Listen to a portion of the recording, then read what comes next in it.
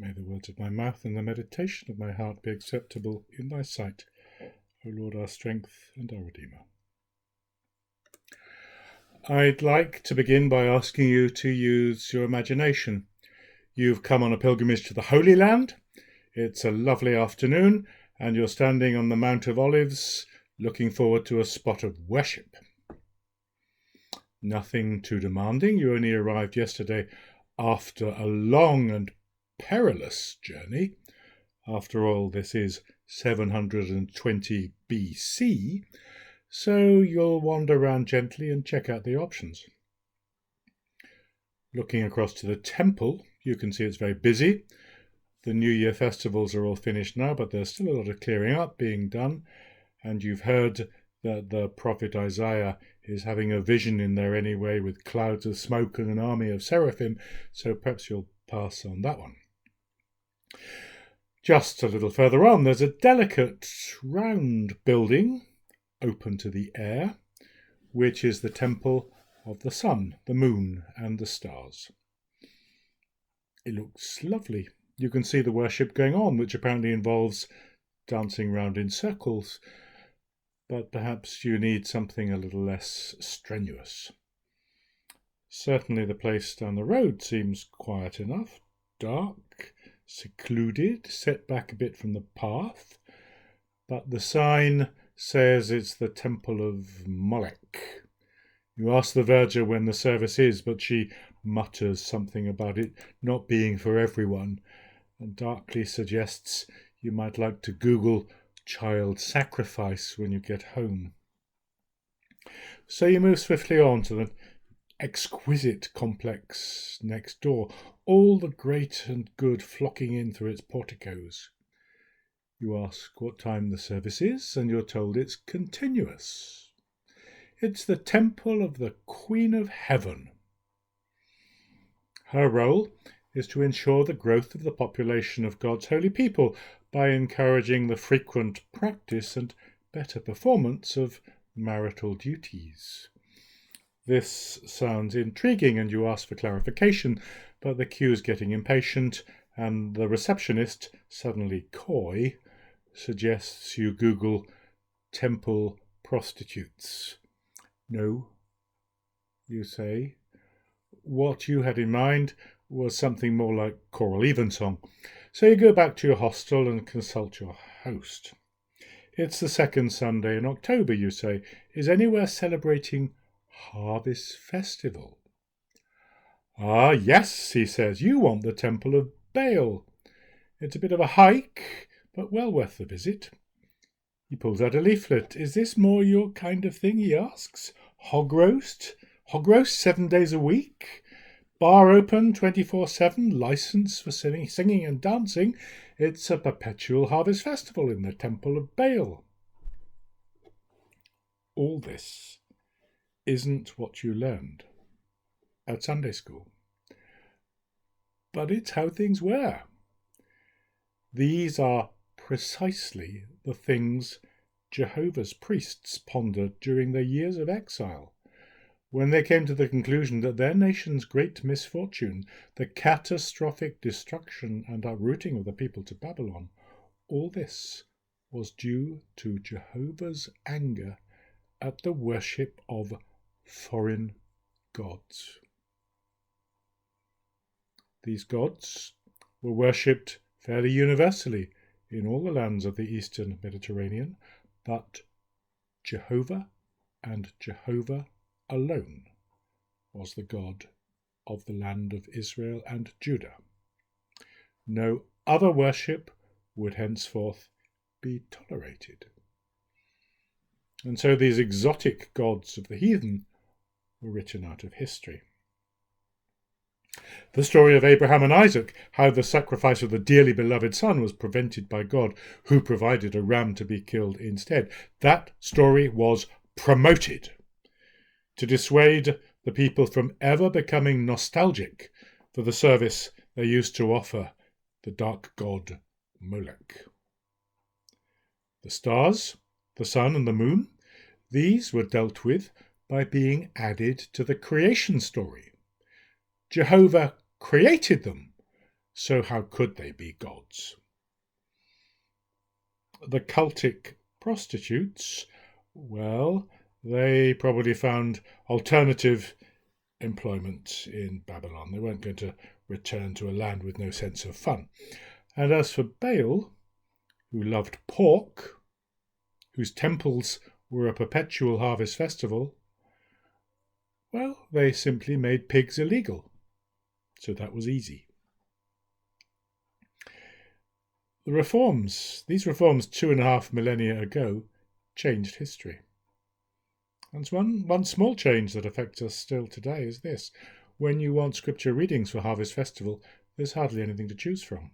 Sheep, vines and fish, yes, but if fair waved the golden corn in Canaan's pleasant land, that was Baal's portfolio. And as for dairy, well, cows were still too wild. It was just sheep and goats.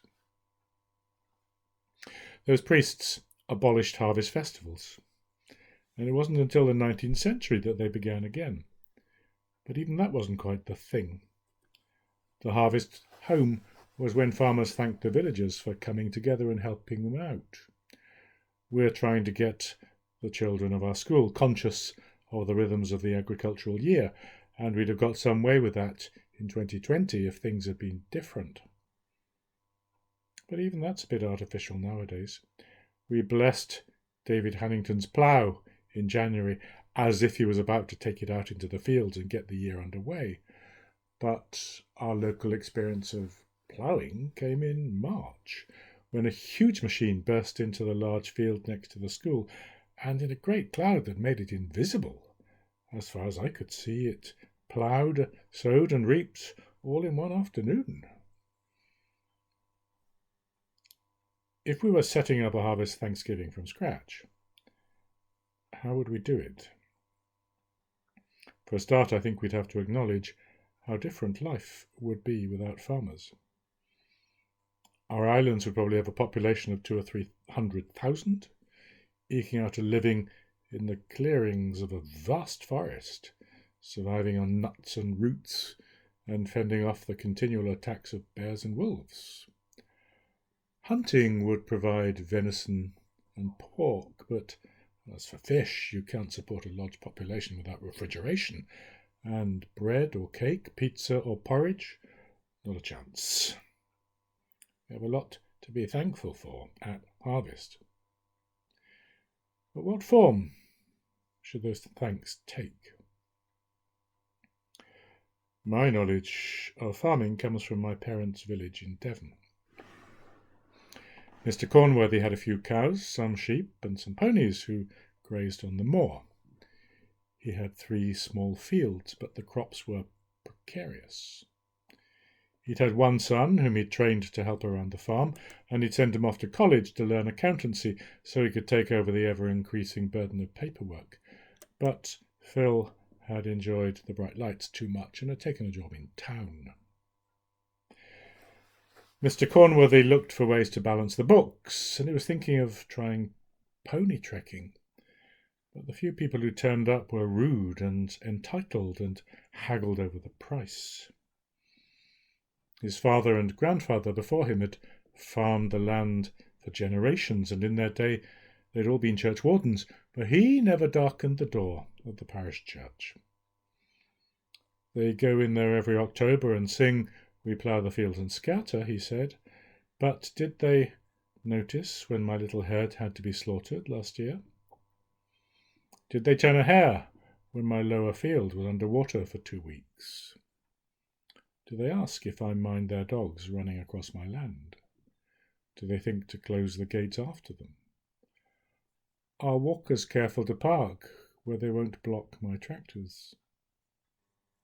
He sounded melancholy, but he wasn't about to give up. Not only had his family never known any other livelihood, but by sticking to what he'd undertaken, he was doing his duty and making the world a better place for the rest of us.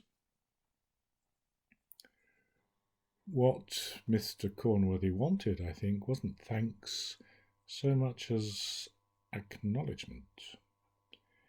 People weren't aware how much they relied on his work and his care, his and that of hundreds of fellow farmers around the country. And this is where you find this sermon going off in an unexpected direction, because acknowledgement, I said. As you know, the word Eucharist means thanksgiving. It's a Greek word. You can use it even nowadays in a taverna when you're thanking the waiter for serving your moussaka, as long as you remember that the pronunciation has changed beyond all recognition. So, Eucharist means thanks. Well, no, not really. They hit on that Greek word for the want of something better. What the Aramaic actually meant was acknowledgement. When you come to Holy Communion, you're acknowledging human dependence on the unspeakably higher benign power that is God. And by continuing to make that gift, God is acknowledging our service and renewing his promise. It's mutual. Gratitude, a thankful heart may follow, and we hope it will, but that's not what it's about. And we can go back briefly to those pagan priests in Isaiah's Jerusalem. We don't feel thankful to the sun. We don't express our gratitude to the moon. But when eventually Elon Musk straps himself into his Tesla and straps his Tesla to a rocket that will make him the first motorist in space, all the energy he'll be relying on will have come from the sun. Every molecule in his body is stardust. If his journey is prolonged, he'll need to acknowledge pretty quickly how he and the solar system are going to interact, acknowledge his dependence on the sun and the stars. Child sacrifice. Heaven help us. Child sacrifice was banned in about 550 BC, but even so, well, they loved it. Even so, it became the script for the crucifixion of Christ and how atonement of man and God was brought about. I've spoken about our dependence on agriculture, but I haven't touched on the farmer's dependence on the Almighty. The gifts of creation are there for the taking, but I suspect Jehovah is a hard taskmaster. How God and farmers might relate has been written out of Scripture. It was Baal's portfolio. Perhaps it needs to be relearnt. This may sound heretical, but even the great god Baal, with his love of pork and wine, even he was loved and worshipped. And if those priests of the exile hadn't been in so much of a hurry, if instead of banning Baal and burning his temples and eradicating his scriptures, if only they'd seen that perhaps the face and the statue of this fierce heathen god was merely a veil they themselves had imagined in place of the invisible face of their one true God, Jehovah. If they'd learned to direct their thanks, their acknowledgement, aright, rather than slaughter all Baal's pigs and burn the bones of his priests in all his temples, well, what? An Anglican priest preaching at a Eucharist can hardly end his sermon by being nostalgic for a God whose idols are still being dug up in the sands of Syria and Turkey.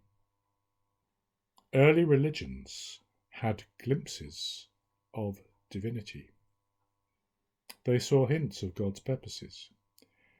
And if they did divide deity up, parcel it out between several different so-called gods, who were made by humanity in humanity's image and projected up into the sky, well, if by doing that they were dealing with fragments of a mirror that had been smashed at the full,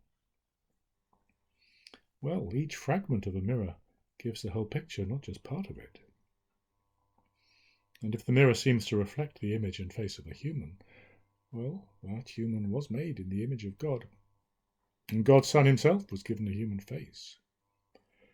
They weren't fools, these men and women of old, who recognized their dependence on higher powers but beyond their reach and devoted themselves to their service.